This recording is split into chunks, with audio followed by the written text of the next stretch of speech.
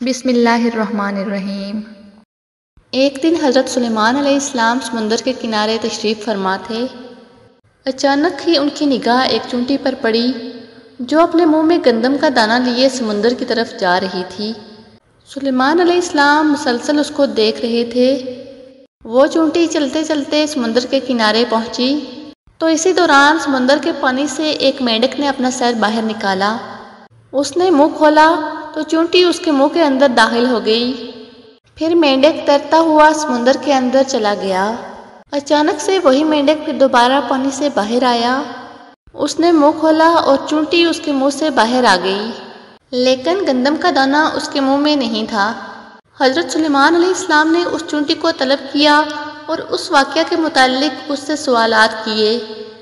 چونٹی نے جواب دیا، اے پیغمبر خدا، اس سمندر کی گہرائی میں ایک پتھر ہے جو اندر سے خالی ہے اور اس کے اندر ایک کیڑا رہتا ہے۔ اللہ تعالیٰ نے اس کیڑے کو اسی مقام پر ہلاک کیا ہے۔ وہ وہاں سے نکل نہیں سکتا اور میں اس کے لیے کھانا لے جاتی ہوں۔ اللہ تعالیٰ نے اس مینڈک کو مأمور کیا ہے کہ وہ مجھے اٹھا کر سمندر کے اندر اس پتھر تک لے جاتا ہے اور میں اس پتھر میں سوراخ کے اندر گھس کر اس کیڑے کے پاس جاتی ہوں اور گندم کا دانہ اس کے پاس رکھ آتی ہوں، اور یہ مینڈک میرے انتظار میں رہتا ہے اور یہ اپنے منہ میں مجھے سمندر کے کنارے لے آتا ہے۔ حضرت سلیمان علیہ السلام نے چونٹی سے پوچھا کہ جب تم اس کے لیے گندم کا دانہ لے جاتی ہو تو کیا تم نے اس سے کوئی گفتگو سنی ہے؟ چونٹی نے کہا، ہاں، وہ کہتا ہے، اے وہ ذات جس نے سمندر کی گہرائی کے اندر اس پتھر کے اندر مجھے رزق دینا نہیں بلایا، اپنے مومنین بندوں پر اپنی رحمت کو نہ بلا۔